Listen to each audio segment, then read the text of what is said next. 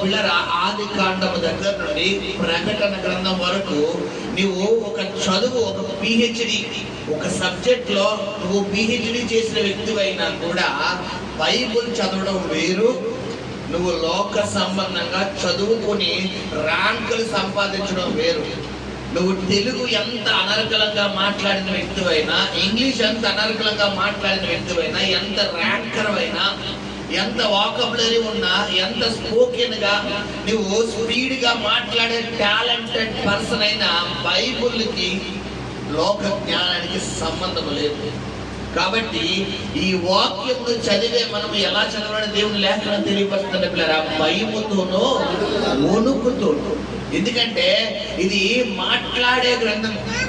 Example, ఈ వాక్యం చెబుతున్న నాతో సైతం ఈ వాక్యం ఎవరితో మాట్లాడుతుంది అంతే. ఎందుకంటే ఇది రెండంచులా పదునైన కట్టమంట. ఒకటి చెబుతున్న నన్ను తేడాలంతా నరుకుంటా పోతుంది, రెండు వింటున్న మీ వైపు తేడాలంతా నరుకుంటా పోతుంది. ఇక్కడ నిలబడే వరకే నేను నా సొత్తు, నిలబడిన తర్వాత నేను ఎవరి సొత్తు? ఆయన సొత్తు. కాబట్టి ఒక్కోసారి నన్ను లైన్ చేసుకుని వచ్చేస్తాడు, ఒక్కోసారి మిమ్మల్ని లైన్ చేసుకుని వచ్చేస్తాడు. హల్లెలూయా. కాబట్టి పిల్లలను గమనించండి, ఇక్కడ చెబుతున్న వాక్యం ఏదైనా మరి నువ్వు శ్రద్ధతో, భయముతో, వణుకుతో రిసీవ్ చేసుకోవాలి. హల్లెలూయా. మనం చదువుకున్నటువంటి ఈ లేఖనాల్లో మనం ఆధారంగా తీసుకుంటే మొట్టమొదటిగా వీళ్ళ కీర్తనకారుడు మరి దావీదు చెప్తున్నాడు ఏంటంటే, యెహోవా నీ కట్టడాలను అనుసరించుటకు నాకు నేర్పు. కట్టడాలంటే ఏం పిల్లరా? ఆజ్ఞలు. అంటే ఆజ్ఞలంటే దేవుడి వాక్యం. దేవుని వాక్యము అనుసరించడము మనము నేర్చుకోవాలంటే ఎవరు నేర్పాలంట? దేవుడే నేర్పాలి. ఎందుకంటే భయభక్తులు కలిగి ఉండడం అనేది చిన్నతనం నుంచి తల్లిదండ్రులు బిడ్డలకు నేర్పితేనే బిడ్డలు నేర్చుకోగలరు. చాలా మంది బిడ్డరా ఒక వయసు వచ్చిన తర్వాత పెద్దవాళ్ళకి సమాధానం వివరంగా చెప్తారు, వివరంగా అన్నమాట. వారికి భావి వరుస తెలియదు, చిన్న పెద్ద తెలియదు, బిడ్డరా గౌరవించడం తెలియదు, మాట్లాడడం తెలియదు, సరిగ్గా ప్రవర్తించడం తెలియదు. ఇప్పుడు ఆ పిల్లల్ని తిడతారా? పిల్లలకు భయభక్తులు చెప్పడం తల్లిదండ్రులు తిడతారా? తల్లిదండ్రులు ఏం పిల్లలమ్మా, మీ పిల్లలకు ఆ మాత్రం చెప్పడం తెలీదా? ఇదేనా పెంపకం అంటే? తల్లిదండ్రులు ఇలాగే పెంచుతారా? అదేం బుద్ధ, మా పిల్లలన్నా తెలియదు, తల్లిదండ్రులకు నీకు చెప్పడం తెలియదు అని ఎవరిని అంటారు? ఇప్పుడు తల్లిదండ్రులు అంటారు. అలాగే ఇప్పుడు నీకు దైవ భక్తిని నేర్పేది ఏదంటే ఈ ధర్మశాస్త్ర గ్రంథం. నువ్వు భక్తిలో ఎలా ఎదగాలి, ప్రార్థనలో ఎలా ఎదగాలి, ఎలా ఎదిగితే నువ్వు ఆశీర్వదించబడతావు, ఎలా ఎదిగితే నువ్వు దీవించబడతావు, ఎలా ఎదిగితే దేవుడిలో నువ్వు అంటు కట్టబడి ఫలించి అభివృద్ధి చెంది విస్తరిస్తావు అన్నది తెలియపరిచే ఏకైక గ్రంథము మన బైబిల్ గ్రంథము. హల్లెలూయా. అదే కీర్తనకారుడు చెప్తున్నాడు, యెహోవా నీ కట్టడాలను అనుసరించుటకు నాకు నేర్పు. నేర్పాలంట. ఎవరు మనకు నేర్పే దేవుడు అంటే దేవుడు. ఎలా నేర్పుతాడు? వాక్యం ద్వారా. ఎందుకంటే బైబిల్ చెప్తుంది వినటం వల్ల మనకి ఏం కలుగునంట? విశ్వాసం. నువ్వు వింటేనే నీకు విశ్వాసం కలుగుతుంది. విశ్వాసం లేకుండా ప్రభుకి ఇష్టడైనట సాధ్యం. ఇప్పుడు నువ్వు వాక్యం వింటేనే నీ హృదయము తెరవబడుతుంది. హృదయం తెరవబడితేనే నీ హృదయంలో ఎవరిని భద్రపరచుకోగలవు? నువ్వు దేవుణ్ణి భద్రపరచుకుంటావు. ఇప్పుడు హృదయం నిండిన దాన్ని బట్టే నోరు మాట్లాడును కదా. నీ హృదయము నిండితే దేవుడు మాట్లాడుతుంది, నీ నోరు ఎవరి గురించి మాట్లాడుతుంది? ఇప్పుడు వీటన్నిటికీ మెయిన్ పాయింట్ ఎక్కడ ఉంది? వినేదే. అన్నిటికీ మెయిన్ పాయింట్ ఏది? వినడం. కాబట్టి బైబిల్లో ఉంది వినడానికి వేగిరి పడాలంట, మాట్లాడడానికి నిదానించాలి. ఏం వినడానికి వేగిరి పడాలంటే దేవుడి వాక్యం.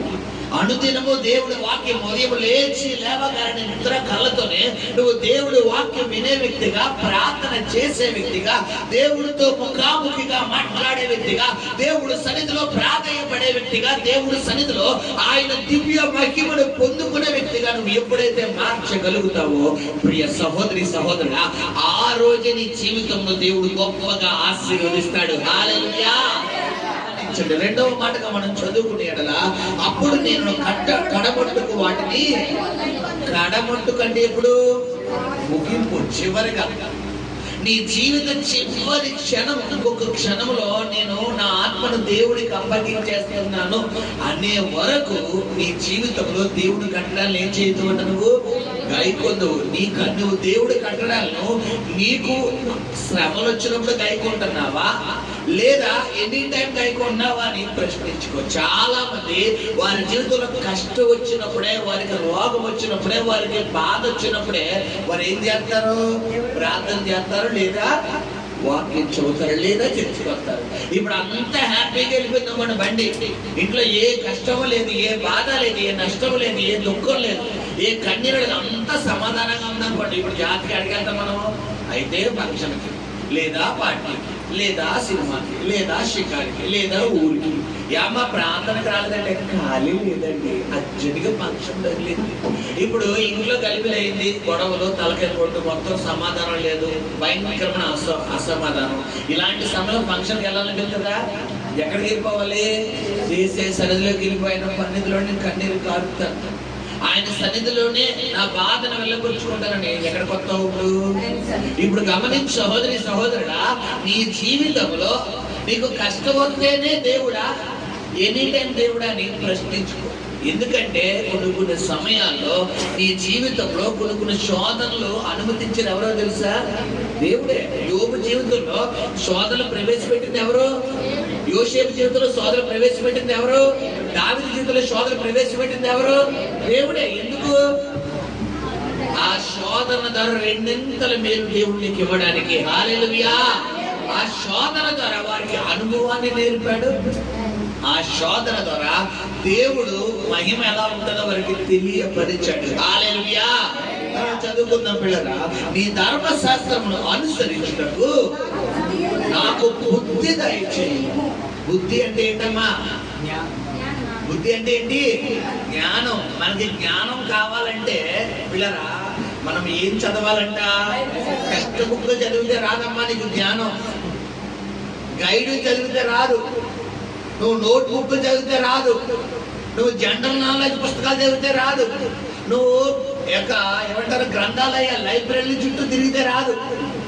పిల్లరా మహామహాలు గొప్ప గొప్ప నాలెడ్జ్ పర్సన్స్ అంటే గొప్ప గొప్ప నోబెల్ అవార్డు పొందినటువంటి వ్యక్తుల పుస్తకాలు చదివితే రాదు. చాలా మంది ఏం చదివితే, గమనించండి, ఏం చదివితే వస్తుంది అనుకుంటారంటే గొప్ప గొప్ప టాలెంటెడ్ పర్సన్స్ అంటే గొప్ప జ్ఞాన పండితుల యొక్క పిల్లరా ఆ యొక్క గమనించండి ఆ బుక్స్ చదివితే మనకి జ్ఞానం వస్తుందేమో అనుకుంటారు.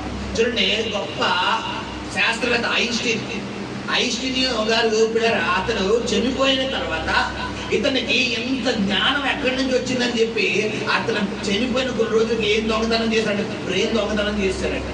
ఏం దొంగతనం? అతను బ్రెయిన్ దొంగతనం చేసేసి ఇప్పుడు కొంతమంది శాస్త్రవేత్తలు దాన్ని దొంగతనం చేసేసి అతని బ్రెయిన్ ని దాదాపు కొన్ని 100 ముక్కలు చేశారంట. 100 ముక్కలు చేసి ల్యాబ్ లో పెట్టి చాలా రోజులు వారు పరిశోధించి ఇప్పుడు ఇతనికి ఇన్ని తెలివితేటలు ఎక్కడి నుంచి వచ్చినాయి, ఇతనికి ఇంత జ్ఞానం ఎక్కడి నుంచి వచ్చింది, ఇతను ఇంత అసలు టాలెంటెడ్ గా ఎలా మారాడని చెప్పి ఇతను బ్రెయిన్ సెర్చ్ చేస్తే అందరు తెలివితేటల కన్నా ఐన్స్టీన్ తెలివితేటలో ఐన్స్టీన్ బ్రెయిన్ లో కొంచెం పవర్ ఎక్కువ ఉంటుంది. ఎందుకు? గమనించాలి. ఐన్స్టీన్ లో ఉన్న ప్రత్యేకత ఏంటో తెలుసా? దేవుడికి ప్రాధాన్యత ఇచ్చే వ్యక్తి. హల్లెలూయా. నువ్వు దేవుడికి ప్రాధాన్యత ఇచ్చావనుకో నువ్వు టెక్స్ట్ బుక్ కట్టుకుని టెక్స్ట్ బుక్ పురుగు అవ్వక్కర్లేదు. చాలా మంది పుస్తకాల పురుగు అయిపోతారు. ఏ పురుగు? పుస్తకాల పురుగు. నీ పుస్తకాల పురుగు నీకు కొంతవరకే నాలెడ్జ్ తీసుకొస్తుంది తప్ప పిల్లరా నువ్వు ఈ పురుగు అయ్యేవనుకో, ఏ పురుగు? బైబిల్ పురుగు అయ్యేవనుకో నువ్వు నీ ఎక్కలేనంత ఎత్తైన స్థానానికి దేవుడిని తీసుకెళ్ళిపోతాడు. హల్లెలూయా. ఈ లోక సంబంధమైన ర్యాంకులు, ఈ లోక సంబంధమైన టాలెంట్, ఈ లోక సంబంధమైన చదువు, ఈ లోక సంబంధమైన వాకబులరీ, ఈ లోక సంబంధమైన స్పోకెన్ ఇంగ్లీష్ కావచ్చు, ఇవన్నీ కొంతవరకే నేను ఒక స్థాయికి తీసుకెళ్తాయి. కానీ పిల్లరా ఈ ధర్మశాస్త్ర గ్రంథాన్ని ఎప్పుడైతే నువ్వు ధ్యానించగలుగుతావో, ఎప్పుడైతే నేను పఠించగలుగుతావో, ఎప్పుడైతే ఈ వాక్యములు నీ పాదములకు దీపముగా, నీ త్రోవకు వెలుగా, నీ కళ్ళ ముందు అలాట పత్రికగా నువ్వు ఏర్పాటు చేసుకోగలుగుతావో మరి కీర్తనకారుడు దావీదు నేను ఎక్కాలనంత ఎత్తైన కొండకి ఎక్కించే దేవుడు. హల్లెలూయా. పేతురు చదవచ్చండి. పేతురు ఎవరమ్మా? చేపలు పట్టుకునే జాలరు. చేపలు పట్టుకునే జాలరికి ఎవరు సాష్టాంగ నమస్కారం చేస్తున్నారు? శతాధిపతి. ఎవరు? అపోస్తలుల కార్యాలు 10వ అధ్యాయంలో మనకు పరిచయం ఉంది. ఎవరు శతాధిపతి అంటే? ఎవరైనా కొన్ని ఒక 100 మందికి అధిపతి అయిన వ్యక్తి కొన్నేలి ఇంట్లో పేతురు అడుగు పెట్టగానే ఏం చేస్తాడంట? సాష్టాంగ నమస్కారం చేసేస్తున్నాడు. సాష్టాంగ నమస్కారం ఎవరికి చేస్తాం? 190% ఎవరికి చేస్తాం? దేవుడికి చేస్తాం. తర్వాత ఎవరికి చేస్తాం? తల్లిదండ్రులకి చేస్తాం. ఇప్పుడు పేతురుకి చేస్తున్నారంటే పేతురు టాలెంట్ పర్సన్ అమ్మా. పేతురు మంచి వాకబులరీ కలిగిన వ్యక్తి. పేతురు ఏది పట్టుకుని వచ్చాడు అక్కడికి? ధర్మశాస్త్ర గ్రంథాన్ని మోసాడు. హల్లెలూయా. నీ యవ్వన కాలములో నీవు గనక దీన్ని మోస్తే నీ వృద్ధాప్యంలో ఇది నిన్ను మోయగలదు. హల్లెలూయా. చాలా మంది దేన్ని పక్కన పడేస్తారంటే వాక్యం పక్కన పడేస్తారు. అయ్యా వాక్యం చదివా అమ్మ, వాక్యం చదువుతాను అంటే చదువుతాను. కొంతమంది వచ్చినా చదువుతారు అమ్మ, కొంతమంది లైన్లు చదువుతారు, కొంతమంది వాక్యం చదవడానికి అసలు ఇంట్రెస్ట్ చూపించు. కారణం ఏంటంటే పిల్లరా, నీ హృదయం నిండిన దాన్ని బట్టి. ఎందుకు? నీ హృదయం లోకంతో నిండిపోద్ది, నీ హృదయం పాపముతో నిండిపోద్ది, నీ హృదయం శరీర కార్యాలతో నిండిపోద్ది, నీ హృదయం దేవుడికి ఆయాసకరమైనటువంటి వ్యతిరేకతతో నిండిపోద్ది. ఇప్పుడు నీకు వాక్యం చదవబుద్ధి వస్తుందా? చెప్పాలి. నీకు ప్రార్థన చేయబుద్ధి వస్తుందా అంటే చేద్దాంలే, చదువుదాంలే, చదవలే, చూద్దాంలే అని. హల్లెలూయా. సహోదరి సహోదరులు చదువుతున్నాడు,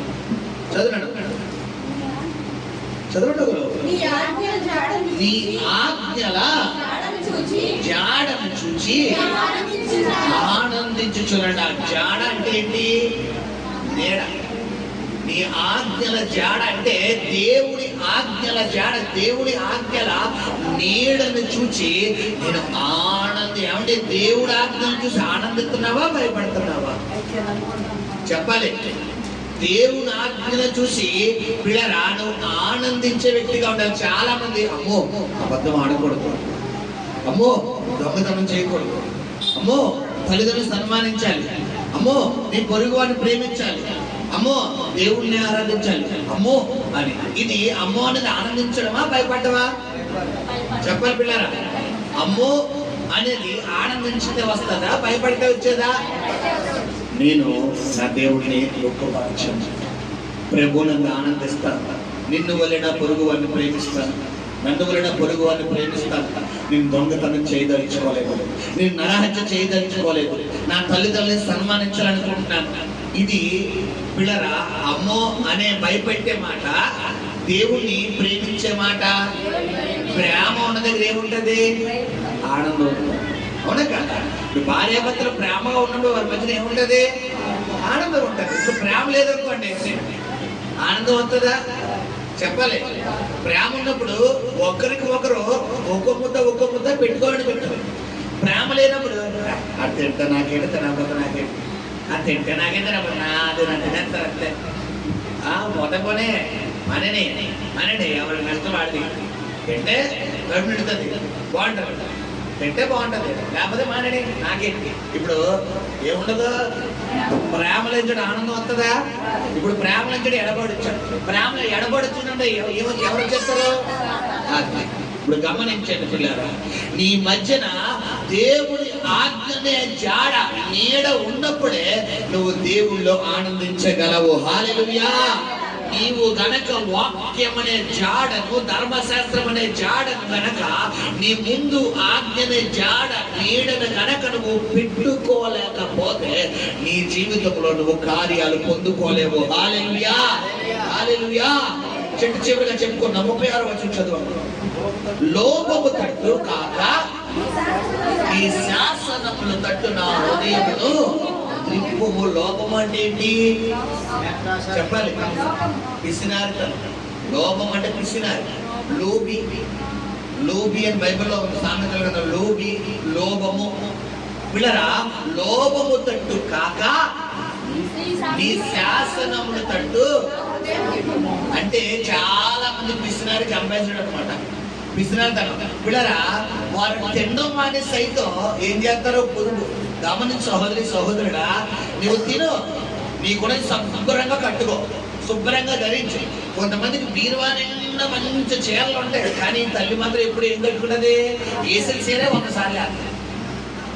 చూసిన వాళ్ళందరూ అనుకుంటారు, అయ్యో పాపమ్మ బట్టలు లేదు, ఓ చీర బాగుంది, ఇప్పుడు ఒకవేళ మనం జాలిపడి సేల్స్ తీసుకెళ్ళి మళ్ళీ ఏ అకౌంట్ వేసేది ఆ మీరు అకౌంట్లోకి వెళ్ళిపోతుంది. ఇది కూడా పాపం మా ఆశయాలు కూడా సిమ్ తీసుకుందాం. లేదు లేదు, అన్ని మీరు వల్ల ఉన్నాయి. మ్యాటర్ ఏంటంటే పిసినారు వాళ్ళు. ఎక్కడ కడితే నలిగిపోతే, ఇస్త్రీ చేస్తే మళ్ళీ సబ్బు అరిగిపోతే, సర్ఫ్ అయిపోతుంది, మళ్ళీ కొత్త చీర కొనుక్కోవాలని చెప్పి కరెక్ట్గా ఎప్పుడంతా తెలిసే చీరలో అయితే ఫంక్షన్ లేదా పెళ్లి రోజు లేదా ఇంకో రోజుకి మీరు వల్ల చెప్పుకోవటం కూడా మళ్ళీ వచ్చినట్టు ఏమైపోద్ది, ఆ ఫంక్షన్ ఏమో మళ్ళీ చీర నలగదు. మళ్ళీ యథావిధిగా ఏ ఐరన్ మన పెడితే ఎలా ఉందో అదే పోలిందో మన చీరాడికి వెళ్ళిపోద్ది, మీరు వెళ్ళిపోద్ది.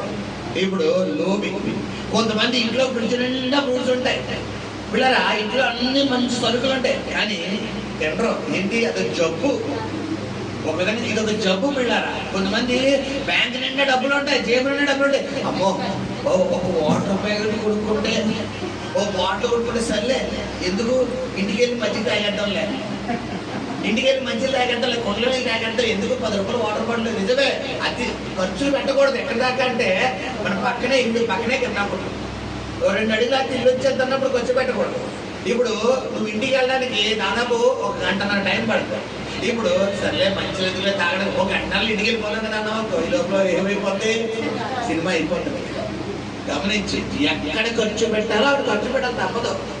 కొంతమంది తినే తిండి దగ్గర ఆగిపెడతారు. ఎలాగో మధ్యాహ్నం 12 అయిపోయింది కదా, ఎలాగో 1 గంటలు భోజనం చేస్తారు కదా, ఇప్పుడు ఎందుకు టిఫిన్ ఎలాగో 1 గంట అయిపోయింది కదా, ఏదో 1 గంట అయితే భోజనం మానేచ్చు, ఇప్పుడు మానేచ్చు.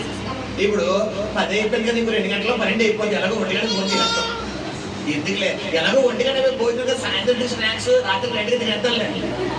కొంతమంది చాలా విచిత్రంగా ఉంటుంది మాట్లాడేటప్పుడు పిల్లలు. గమనించండి, లోపం అంట. నువ్వు లోపము తట్టు కాక, విశ్రాంతనం తట్టు కాక, దేవుడు శాసనము అంటే దేవుడు నీ జీవితంలో ఏ విధంగా అయితే నడిపించాలనుకుంటున్నాడో ఆ యొక్క నియమము ప్రకారం నువ్వు నడిచినప్పుడు నువ్వు ఆశీర్వదించబడతావు. హల్లెలూయా. చదువుకుందాం. వ్యర్థమైన వాటిని చూడకుండా నా కన్నులు త్రిప్పివేయము, నీ మార్గంలో నడుచుకున్నకు.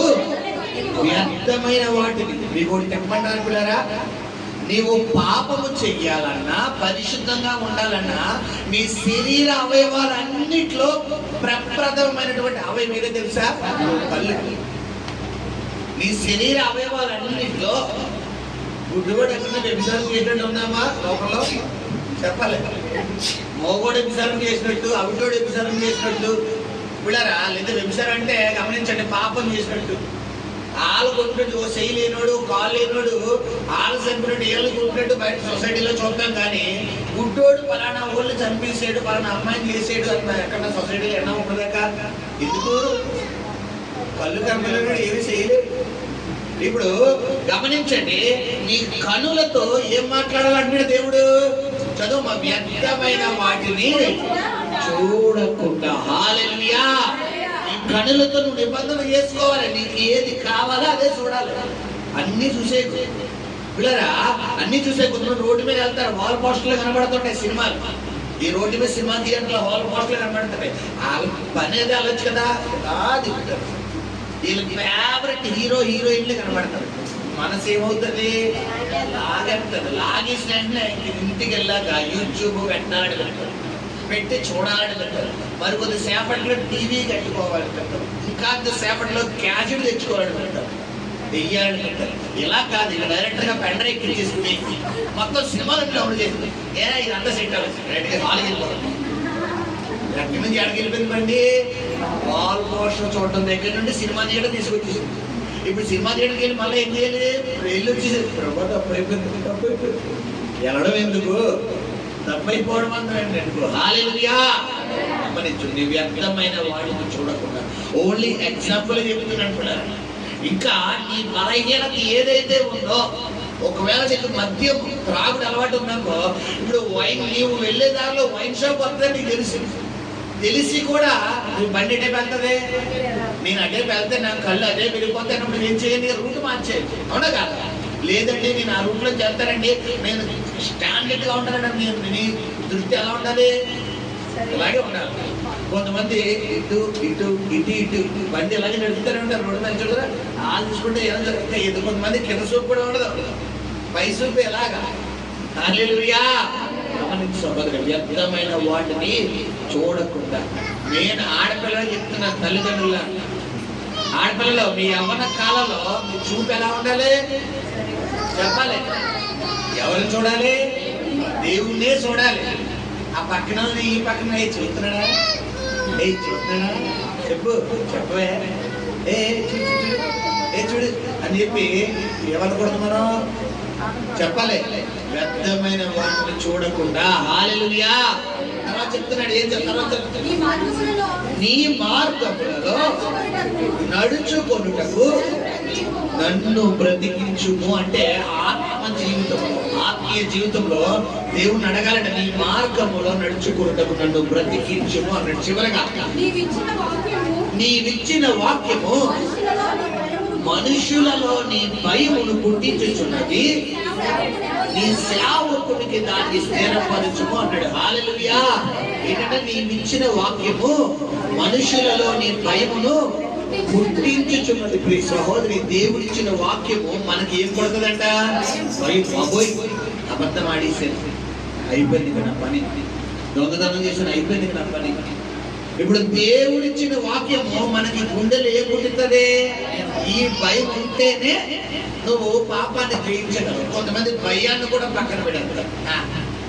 అదేలేదే, అందరూ చెప్పలేదేంటి, అబద్ధం ఆడితే అందరూ ఆడతలేదు, నేను ఒక్కనే ఆడుతున్నాడా? ప్రపంచంలో ఒక్కనే అబద్ధం ఆడానా? ప్రపంచంలో ఒక్కనే దొంగతనం చేశానా? నేను ఒక్కనే తప్పు చేశాను, ఒక్కదాన్ని తప్పు చేశాను, ఇంకెవరో చేయట్లేదా? అదిగో వాళ్ళు చేస్తున్నారు, అదిగో వీళ్ళు చేస్తున్నారు, అదిగో వాళ్ళు, నేను ఒక్కనే ఏంటి పోతే పోయింది, ఆ పోతానులే, ఆ పోతాను నరకానికి పోతాను, ఆ చచ్చిపోతాను, ఏమైంది?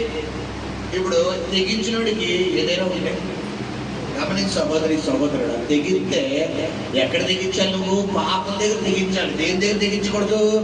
దేవుడి దగ్గర తెగించకూడదు. హల్లెలూయా. చెప్తున్నాడు ఏ విధంగా అంటే ఒకసారి చదువుకుందాం మళ్ళీ ఆ మాట. నీవిచ్చిన వాక్యము మనుషులలో భయము పుట్టించినట్టు. నిజమే, భయపడాలి. ఈ వాక్యం వింటుండగా, దేవుడు నిన్ను గద్దిస్తుండగా, దేవుడు నిన్ను హెచ్చరిస్తుండగా, దేవుడు నిన్ను జాగ్రత్త, నువ్వు వెళ్ళే మార్గం సరిగ్గా లేదు, నువ్వు చేసే పని సరిగ్గా లేదు, నువ్వు తీసుకున్న నిర్ణయం సరిగ్గా లేదు, ఖబర్దార్, జాగ్రత్త అని దేవుడు వాక్యము ద్వారా నిన్ను గద్దెత్తున్నప్పుడు నీ గుండెల్లో ఏం పరిగెట్టాలి? రైలు పరిగెట్టాలి. అలా చెప్తారు భాషలో, అలా అంటారంతే. ఆ టీవీ చూడొద్దంటారు, రీల్స్ చూడొద్దంటారు, యూట్యూబ్ చూడొద్దంటారు, షేర్ చాట్ చూడొద్దంటారు, ఆ ఫేస్బుక్ చూడొద్దంటారు, వాట్సాప్ చూడొద్దంటారు, టిక్ టాక్ చూడొద్దంటారు. అవన్నీ చూడొచ్చు. మాకు ఎక్కడవుతుంది? ఆ సినిమా చూడాలి, సినిమా సాంగ్లు వినాలి, ఆ పాపం చూడాలి, ఆ పాపాన్ని రాసుకోవాలి, పూసుకోవాలి, ఆ పాపంలో మునిగిపోవాలి, తేలిపోవాలి. మాకు ఎక్కడవుతుంది? ఆయన మానేమంటే ఎవరి కాల్లో ఉన్నాం కదా, లోకంలో తిరుగుతున్నాం కదా, ఆ మాత్రం ఎంజాయ్ చేయొద్దు, ఆ మాత్రం అలా తిరగొద్దు, ఆ మాత్రం సినిమా చూడొద్దు, ఆ మాత్రం షికార్లకు వెళ్ళొద్దు, ఆ మాత్రం చెయ్యొద్దు అన్నావనుకో, ఇప్పుడు దేవుడు ఏం చేస్తాడు తెలుసా? తీసుకెళ్ళి ఎక్కడ ఎడతాడు? నిన్ను కుంపడ మీద ఎడతాడు. కుంపడంటే చెప్పాలి, అగ్ని కుంపడి. అది ఇప్పుడు మీకు ఐస్ ఫ్రిడ్జ్ కావాలా, అగ్ని కుంపడి కావాలా? ఐస్ ఫ్రిడ్జ్ కావాలంటే నువ్వేం చెయ్యాలి? నీకు డీప్ ఫ్రిడ్జ్ కావాలని గట్టిగా చెప్పండి అమ్మా. మాకు డీప్ ఫ్రిడ్జ్ కావాలని గట్టిగా చెప్పండి అంటే ఉందా? చెప్పలేని వాళ్ళకి మాకు డీప్ ఫ్రిడ్జ్ కావాలని గట్టిగా చెప్పండి. అగ్ని కుంపటి, కుంపడి అంటే తెలుసు కదా, పొయ్య. మాకు పొయ్య కావాలని గట్టిగా చెప్పండి, తెలుసుగా. మరి నువ్వేం చెయ్యాలి? వాక్యానికి భయపడాలి. నువ్వు బైబిల్కి భయపడితేనే, అమ్మో ఈ రోజు నేను ప్రార్థన చేయలేదు, ఈ రోజు నేను వాక్యం చదవలేదు, అమ్మో ఈ రోజు ఆదివారం నేను ఆరాధనకి వెళ్ళాలి, ఈ భయం ఎవరిలో ఉండాలి? ఉండాలి. గమనించు సహోదరి సహోదరుడా, ఎప్పుడైతే ఆయన ధర్మశాస్త్రంలో నీ హృదయంలో ఉంచుకుంటావో, ఆయన వాక్యమునకు నువ్వు భయపడతావో, ఆయన మాట చొప్పున నువ్వు చేయగలుగుతావో, ఎప్పుడైతే నీవు వ్యర్థమైన వాటిని చూడకుండా నీ చూపుని పర్ఫెక్ట్ గా పెంచగలుగుతావో, అప్పుడే ఎలా ఉంటుంది నీ జీవితంలో? గొప్పగా దేవుడు ఆశీర్వదిస్తాడు. హల్లెలూయా. దేవుడి కొద్ది మాటలు వెనికిలో దీవించునుగాక. రెండు చేతులు